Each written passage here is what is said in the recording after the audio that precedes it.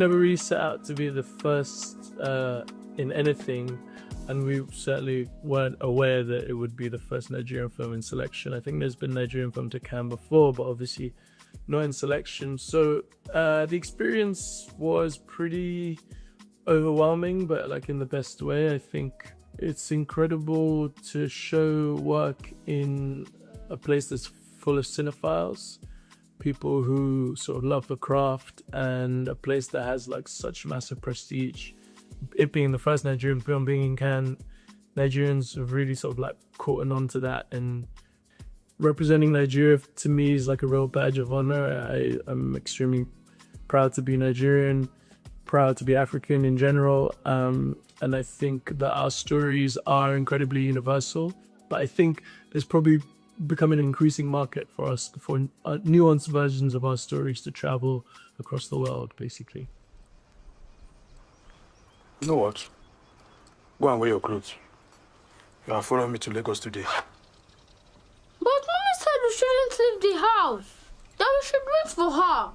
And why don't you stay and wait for her?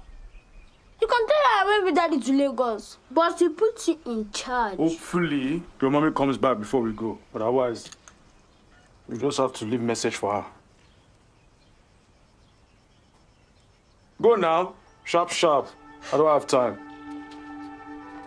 My Father's Shadow is a film about fatherhood, it's about nationhood, it's about brotherhood. It's these two brothers spending the gift of the day with their father, who they don't regularly see. He takes them around Lagos to see the sort of struggles that he has to go through to provide for his family. They question his sort of absence and hold him to account. But on that given day that they're spending together, there is a big election result that gets announced, and he has to get them back home. I was in Nigeria during that period, and so was my brother, and we evidently knew that something was going on from the responses of like my mother and uncles and other family.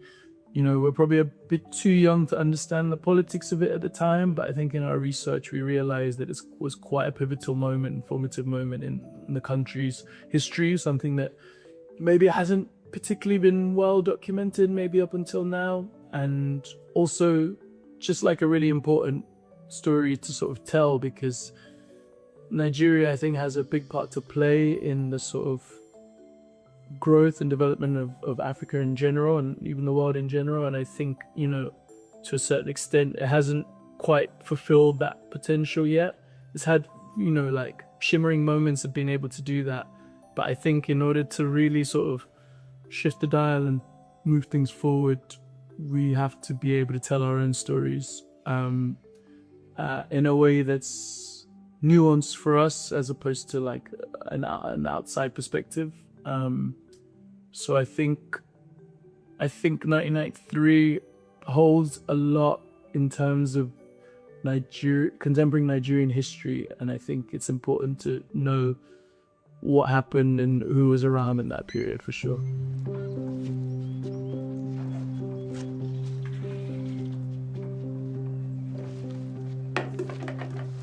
Why are you taking that? All your business.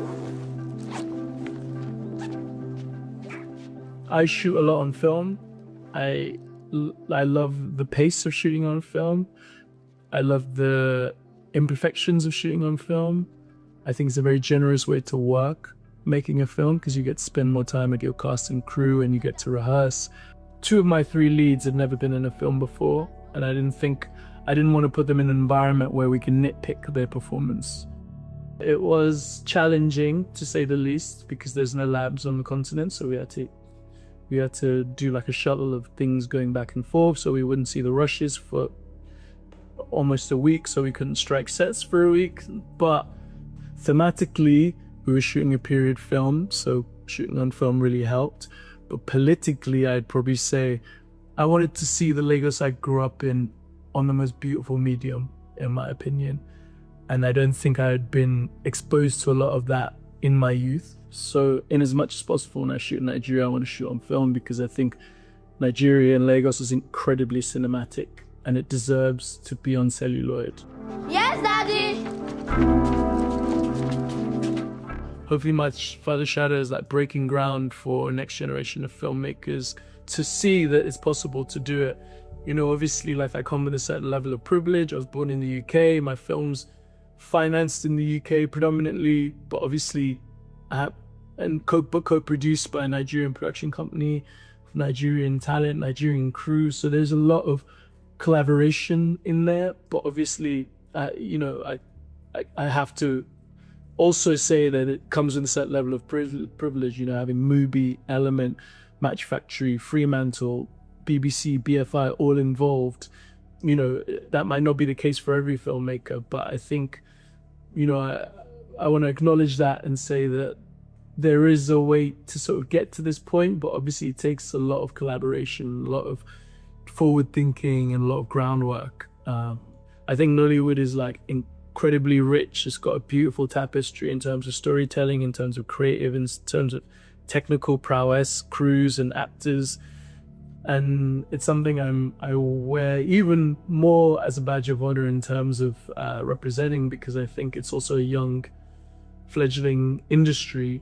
Maybe now there's a commercial necessity in Nollywood, but hopefully films like mine start to branch out to create more space for art house sort of narratives, more dramas, more nuanced dramas. And evidently the audiences are quite interested in that.